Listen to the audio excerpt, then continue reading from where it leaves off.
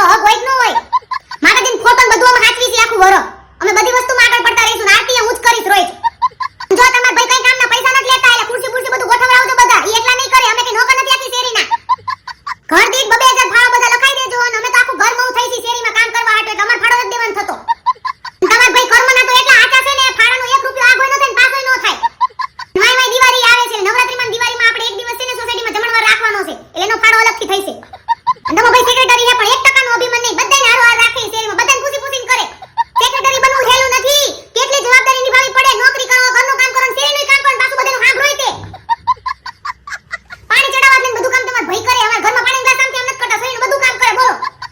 આજુબાજુની બધી સોસાયટી વાળા કેવા આવે છે કામના જેવા સેક્રેટરી તો કોઈ આ ન હોય. અમાર સોસાયટીમાં નથી. બોલો. ખતમ.